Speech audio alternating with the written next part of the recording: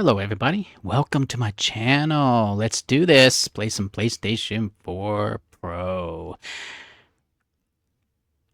This game here is a horror game. So this will be my first time playing it. Yes, I did go into the settings and change some things.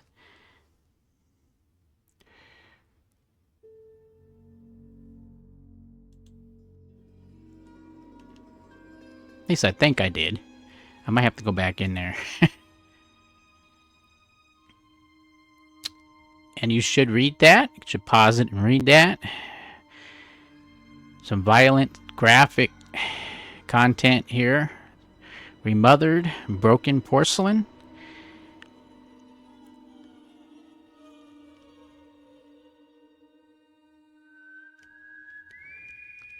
I have to go back into settings. Now you want to turn the brightness up in these horror games because it could be very dark. What's this field of view? Wide, standard. Standard's fine. Confirm changes.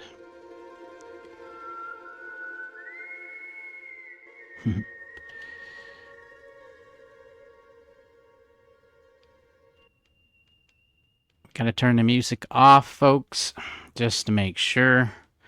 My gut's telling me that it could be a problem.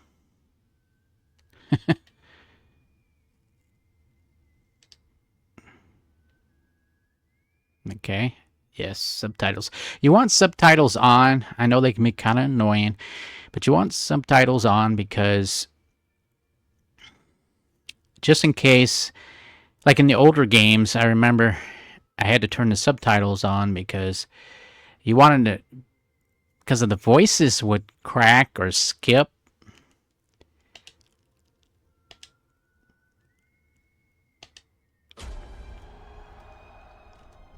So, and you wanted to know what they were saying, especially on like the PlayStation 1 games. Stuff like that. Run and hide in time using... Okay. Okay.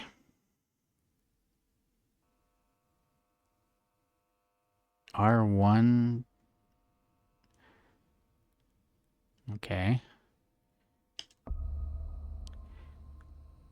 lot of OKs there. I'll also show you where to get free PC and mobile games every week. Check out my posts for that. Let's get going on this as soon as it loads in.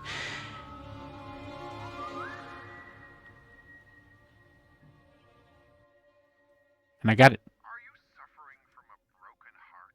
Turn it. Are you a survivor of abuse? A war veteran? You must be suffering from post-traumatic stress disorder. We have the solution to your problem.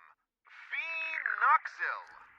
It isolates and removes your torment, be it an old traumatic event or a bad memory. Say goodbye to restless nights and constant churning over it. Forget about it forever. It's finally possible with Phenoxyl. Monsters. Fucking monsters.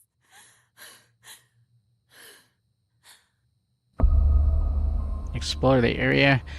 Wow. First start the game You and can't erase memories forever. they're already cussing. It would be like erasing time itself. Memories and time go hand in hand. The consequences would be even more devastating than Alzheimer's disease. There would be no separation between pre- and post-trauma. The memories would wander autonomously in search for answers, for a common ground. Fractured by spells of amnesia, hallucinations, and emotional swings, two opposing perceptions would coexist, overlapping and threatening one another, to the detriment of the one truth, now shattered, the so-called porcelain memory. See, that's why I turned the brightness up. Because in these games, it's always dark.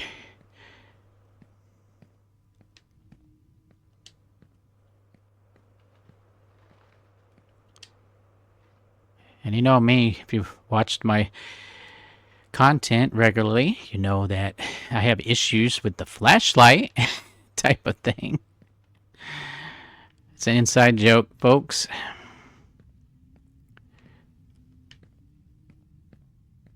Ooh, boom, boom. Boom, be doom, boom, boom.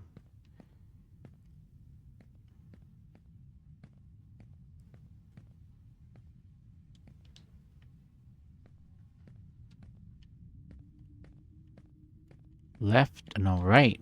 Makes you run. What in the world? I just want to get away from this place! Wow. I Well, beg of you!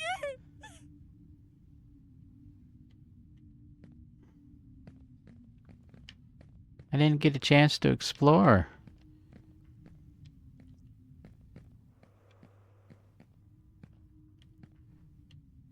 Come on.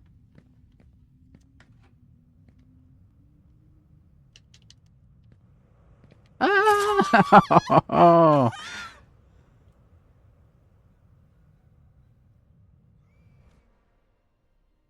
Is that what this game is? Survival? Oh, come on. Remember, I turned the music off, folks. It's probably a good thing.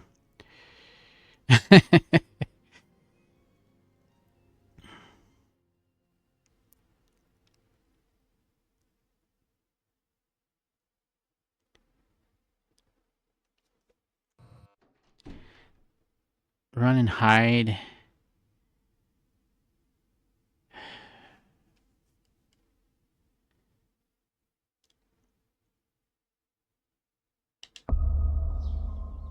And are you really suggesting that all this time, these people kept these experiments synthesizing this parasite? The moths that were carried out on the nuns at the plantation a secret, making them intentionally ill as if they were lab rats? Just for this drug?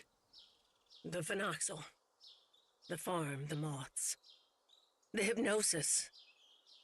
And all those deep and dark family secrets. Family secrets are very dangerous. The most dangerous of any kind. The only way to survive was burying them so far down inside ourselves. And to move on. Richard Felton, Oriana Gallo, Professor Wyman, the Ashman sons, Stefano and Gloria Ashman. They all made a choice. And so did I. So you chose to forget. For 49 years. I left a part of me behind at that time. I did everything they asked of me. Forget. But one day, that missing puzzle piece resurfaced. Like dirt stuck beneath your fingernails. It is there, and always has been. Sometimes it is a song, a lullaby, or a certain item. But for me, that missing puzzle piece was a special person. A lonely one. Just like me. So I was supposed to die to keep the game going, I guess. I don't think I was supposed to live in that spot. X to hide. It's the same saying over and over again. Okay, am I in the same room again?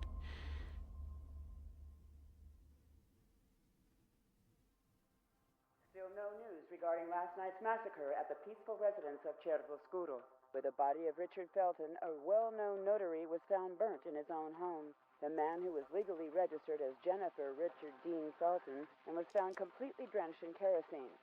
The body of 38-year-old Gloria Ashman was also found at the scene. She was his personal assistant and a former nun at the Cristo Morente convent. Her body was found mutilated after she was reported thrown out a courtyard-facing window, apparently following a heated argument. The neighbors claim to have spotted a distinctive woman lurking around the area, having parked a white van nearby.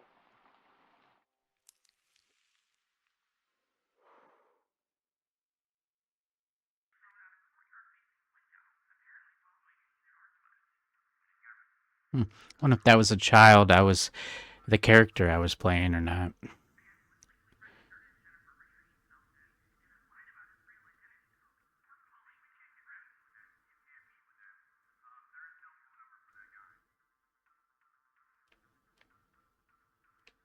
Oh, okay.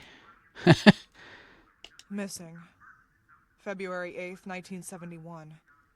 Celeste Felton, 13 years old. Beloved adopted daughter of Richard Felton and Ariana Gallo. You ran away from home, isn't that so? Why did you end up in this godforsaken place?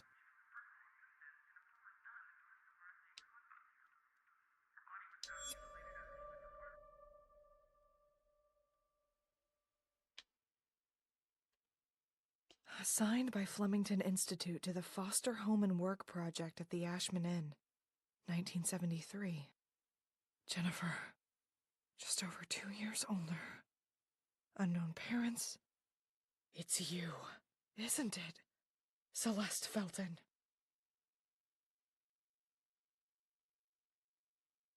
Miss, Mr. Ashman is waiting for you.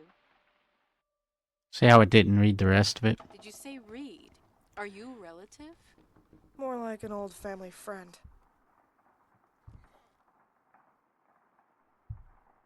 Please come in, Miss Reed. Come in.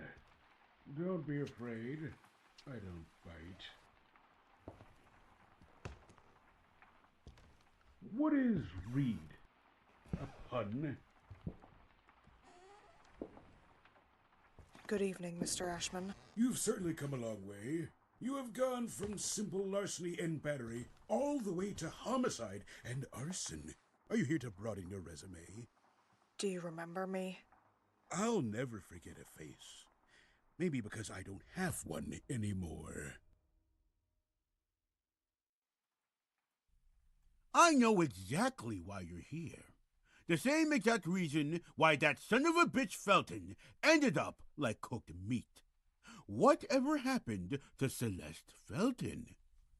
I have here a dossier dating to November 1973. From the Flemington Girls Institute, granting custody of 15-year-old girl Jennifer and certifying that she is to be a housekeeper at this hotel. Celeste Felton and the girl in the photo are the same person, aren't they?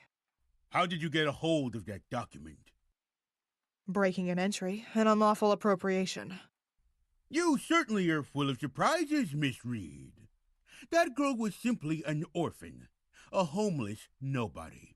And so I decided to take custody of her. And she just so happened to be the adoptive daughter of your former hated business partner Felton and his wife by pure coincidence? I don't buy it. So, you're saying that besides synthesizing pharmaceutical drugs and spreading diseases, Mr. Felton, Professor Wyman, and yourself were all dedicated to helping homeless minors? It was never about synthesizing a disease, because the disease never existed. The disease was, in fact, the drug itself, phenoxyl. That's news to me. Dr. Felton claimed to have contracted the disease during his stay in Egypt back in 1958. And that just happens to be the year that Felton upped his doses, stuffing himself with phenoxyl. And only then he married Ariana Gallo and adopted Celeste. He was being pressured by his father. A perfect way to stop all the horrible rumors about him was to portray him in a perfect family scenario. The fact that he tricked everyone into thinking that he was a man? He convinced himself of it too. Jennifer Richardine Felton. He managed to make most people believe it. He was constantly traveling. Turkey, Iraq, Egypt. The mind has a fascinating mechanism. When it detects the necessity to adopt a defense strategy, it is capable of anything. In this way, as opposed to accepting the truth, he had convinced himself that he had contracted the disease elsewhere. The phenoxyl took care of everything else. Hell, he could have convinced himself of being infected by aliens if he wanted to. And the moths? The Acherontia. the most fascinating creature on the planet. So graceful, pure, and original. It can move swiftly and freely in the sky above, multiplying itself into a flutter. It can communicate with others of its kind, even from great distances. Imagine if we could create a bridge between the human mnemonic apparatus and a communicative system of those beings, with rapid impulses and synapses. A transmission of images without the use of senses. That would be telepathy, miss. But most insects need a leader to guide them. Take bees, for example. They have a queen to guide them. Very good. That's what the hypnosis was for. During the hypnosis, the metronome is only a tool.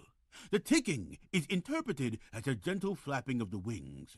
But the real queen bee, or should I say Mother Acherontia, was... Whoever was hypnotizing others. Bingo! What kind of... He would have had complete control over them. Wyman had made a groundbreaking discovery, which was both revolutionary and horrifying. They're reading a book, sir. Prototype on Felton. Sir and ma'am. The second prototype on the nuns at the convent. The phenoxyl was able to fill in substantial memory gaps formed by the removal of a particular event, such as traumas from one's memory. But why Celeste, then? That damned mother of hers, who was also making regular use of phenoxyl during her pregnancy, managed to pass on to her an extraordinary gift. A special power. Do you not understand, Reed? Celeste was born a queen bee.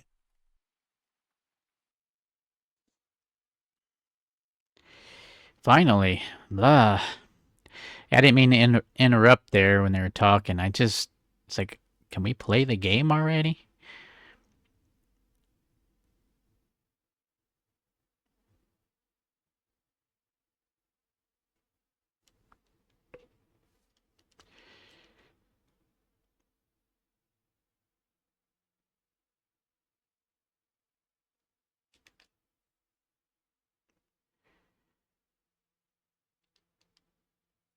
All right, folks, we're going to end it right here. I will make a part 2 to this and continue right here for part 2. And thank you so much for watching. I was starting to get a little impatient there when they were talking. It kind of frustrated me a little bit. It's like, come on, I don't need a lecture here. Let's just go. I'm sure a lot of you were thinking the same thing. Come on already. All right, moving on to the next part to this. Thanks for watching.